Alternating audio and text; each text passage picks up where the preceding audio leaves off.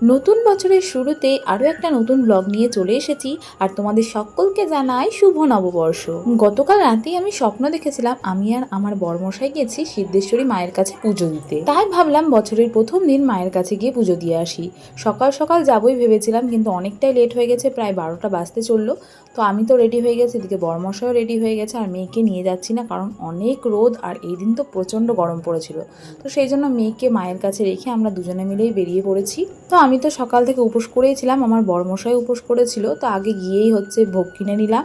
তো এই যে মন্দিরে চলে এসেছি, মন্দিরের গেটটা বন্ধই ছিল, আর সত্যি কথা বলতে এখানে এদের যে টাইমটা কোনো ঠিক থাকে না, তো সেই জন্য আমি উপোস করেই গেছিলাম। যদি অঞ্জলি দেওয়া হয় তো দেবো, কিন্তু অঞ্জলি দেওয়া হয়নি। তো অনেক ডাকাডাকি করার পর একজন এই মন্দিরে ছিলেন, একজন মহিলা আর কি, তো উনি বললেন যে 1টার দিকে আর কি ঠাকুরমশাই আসবে, বাট অতক্ষণ মেয়েকে রেখে গিয়েছি, থাকা সম্ভব না। তো সেই জন্য মাকে ধূপ দীপ দেখিয়ে ভোগটা ওখানে রেখেই চলে আসতে হয়েছে। আর যিনি ছিলেন উনি বললেন যে রাত 8টার দিকে এসে ভোগটা নিয়ে যেতে। এটা হচ্ছে সিদ্ধেশ্বরী মায়ের মন্দির, আর সাথেই কিন্তু মহারাজেরও মন্দির আছে, আর আমাদের মহাদেবেরও কিন্তু একটা মন্দির আছে তারই পাশে। ওখান থেকে ফেরার পথে আমরা দুজনে মিলেই চলে গেছিলাম হনুমান মন্দিরে, তবে হনুমান মন্দিরেও পুজো হয়ে গেছিলো বলে ভোগটা কিনে পাশের বাড়ি আর কাকিমার কাছে রেখে দিয়েছিলাম। তোমরা নতুন বছর কিভাবে কাটিয়েছো অবশ্যই কমেন্টে জানাও।